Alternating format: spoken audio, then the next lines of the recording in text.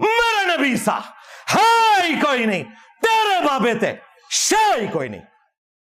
ISPR का एक इलामिया जारी हुआ और उन्होंने पहली दफ़ा डिजिटल दहशतगर्दी का वर्ड यूज़ किया, विच इज़ वेरी ISIS के लिए मेरे ख्याल से ब्रिटेन उसको यूज़ करता था। अब उसमें ज़ाहिर है उनका तो आई थिंक PTI और ज़रा पॉलिटिकल साइड पे था, बट अगर आप रिलीजियस साइड पे भी देखें, आई फील लाइक कि वहाँ ऐसे बच्चे पैदा कर रहे हैं जो बहुत ही सख्त मिजाज होते जा रहे हैं। आने वाली आगे नस्ल है, आपको नहीं लगता कि उसको हम बड़ा मुतनफ़र और एक उनमें बुग़्ज़ और एक उनके अंदर बचपन से ही एक तशद्दुद जो है उनके दिलों में आ रहा है? मैं बिल्कुल 100% आपके साथ एग्री करता हूँ और साथ ही मैं कहूँगा कि अल्लाह का शुक्र है कि ये प्लेटफॉर्म और इससे रिलेटेड लोग इससे आज़ाद हैं।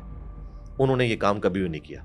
ये क्या करते हैं, ये कहते हैं कि ये यहूद नसारा का एजेंट है, इसे एजेंसियों ने लॉन्च किया है, एजेंसियाँ इससे फंडिंग करती हैं।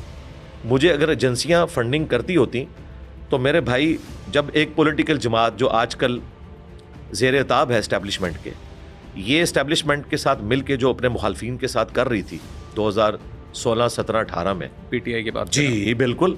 अगर आपकी तरफ इजाज़त तो मेरा नाम, मुझे नाम लेने में मुझे आपको प्लेटफॉर्म आप लें। PTI ने जो उस वक्त इस्टेब्लिशमेंट के साथ मिल के बदमाशी की, जो आज मिर्ज़ा शहजाद अकबर ने हमारे दोस्त वड़ाई साहब को इंटरव्यू में कहा है कि शायद खाकान अब्बासी, मिफ्ता इस्माइल, एहसन इकबाल पे हमने झूठे केसेस बनाए थे। ठीक है, मान गए ना। और राणा सनाउल्लाह के साथ जो केस हुआ था वो तो उसी वक्त ही मान गए थे ये सारा जाली हो रहा है। ये अब लोग मजलूम बने हुए हैं, ये जालिम थे।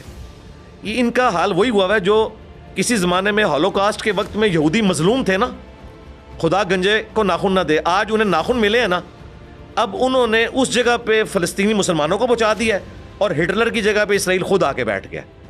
यही होता है।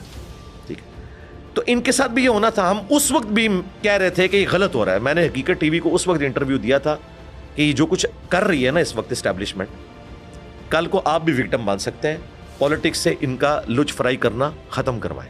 मैं उस वक्त भी करता था, आज तो मैं हक बजाने हूँ। मेरे अलावा कोई इनमें से ये दावा नहीं कर सकता कि हम बड़े नजरियाती हो गए। नजरियाती तो हम हैं शुरू से।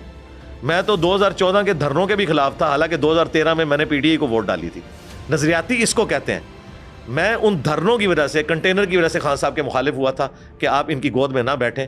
हम समझते थे खान साहब एक नजरियाती लीडर हैं, लेकिन वो गोद में बैठे और आज वो अंदर है। और मैं प्रिडिक्ट कर रहा हूँ, खुदा ना खास्ता ऐसा हो, मुझे नहीं लगता कि अब वो इस एतबार से कोई पॉलिटिकल कद काठ हासिल कर सकेंगे बाहर निकल के। मुझे नहीं नज़र आ रहा। मेरे मुंह में खाक। मेरी ख्वाहिश है कि अगर उन्होंने जेल में रह के कुछ सीखा है अपनी गलतियों से, वो बाहर निकल के अपने मुखालफिन से माफ़ी मांगेंगे।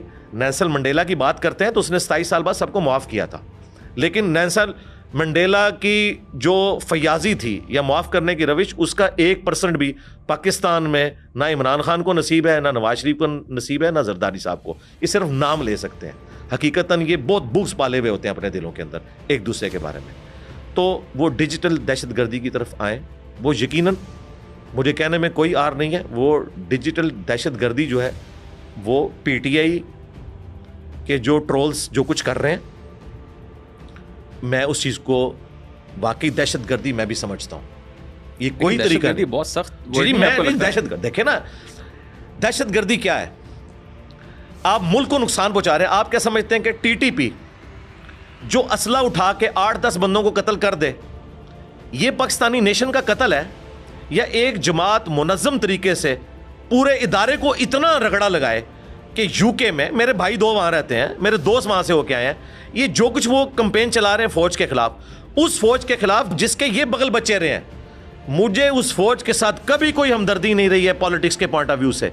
मैं समझता हूँ कि पाकिस्तान की तबाही की वजह यह है जो इन्होंने सियासत में लुच तलाया। मैं उस वक्त से कह रहा हूँ जब ये गोद में बैठे हुए थे। मुझे कोई ये नहीं सिखा सकता कि मैं एंटी इस्टेब्लिशमेंट हूँ, मैं हमेशा से हूँ। लेकिन ये जो कुछ फ़ौज के साथ कर रहे हैं, ये नज़रियाती कत्ल कर रहे हैं पाकिस्तान का। TTP वाले 1000 बंदे मार देंगे, लेकिन अगर मेरे हज़ारों बच्चे फ़ौज के एज ए इदारा खिलाफ हो जाते हैं, ये मेरा नज़रियाती कत्ल है और मैं इसे दहशतगर्दी समझता हूँ। इन्होंने तो अभी ये ट्वीट की है ना, मैं इससे पहले समझता हूँ कि नज़रियाती दहशतगर्दी है। अगर पाकिस्तान की फ़ौज के हवाले से एज ए इदारा ये काम किया जाए, और ये एज ए इदारा हो रहा है। मैं आपको, हमारे लाइव सेशन में मेरे स्टूडेंट्स आके कह रहे हैं कि जी वालिद साहब ने जो है वो करवाया था भर्ती इसमें कैडेट कॉलेज में, मेरे अपने बच्चे का क्लास फेलो है, कैडेट कॉलेज छोड़ के आ गया। एक इस लीडर की मोहब्बत में कि जिसका पता ही नहीं क्या माजी है, मुस्तकबिल उसका क्या होना है, ये जो नफरत है ना, इस लेवल पे नफरत नहीं जानी लेकिन चाहिए। पीएमएलएन ने भी तो यही किया। मियां साहब की यार गुजरावाली बात तकरीर इस आप वक्त ये हो रही देखें। है, बात ये हो रही है, अगर आपने यही बात करनी है ना तो फिर मेरे भाई ये टॉपिक हमने डिस्कस ही नहीं करना। उसकी वजह यह है कि तुम लोगों ने दावा ये किया था कि हमने ये एक बंदा ऐसा लॉन्च किया है जो बड़ा परहेजगार है। अब मुझे मिसालें, मुझे तो मूसा कह के लॉन्च करवाया था, मुझे फिरौन की मिसालें दे रहे हैं। ठीक है, कल तक यही कहते थे ये चोर हैं, वो चोर हैं, इनकी बात ना करें, हमने नया बंदा लेके आए। अगर नए बंदे ने भी कहना है कि मैं छोटा चोर हूं, ये मुझसे बड़े चोर हैं, तो भाई तू भी निकल, हम नहीं तुझे एक्सेप्ट करते। तुझे एक्सेप्ट इसलिए किया था कि तूने दावा यह किया था कि मैं वो कुछ नहीं हूं, लेकिन तू हर बात पे झूठा निकला। ठीक है, हर वो बात जो तुमने क्लेम की वो तुम झूठे निकले, सिवाय एक चीज के कि मुल्क छोड़ के नहीं जाओगे। वल्लाहु आलम कि तुम्हें ऑफर नहीं की जा रही या तुम जेन्युइनली नहीं छोड़ के जा रहे, ये तो हमें नहीं पता। हम उस इंसान रखते हैं कि जेन्युइनली छोड़ के नहीं जा रहे, वरना तुम किसी बात पे कायम नहीं रही।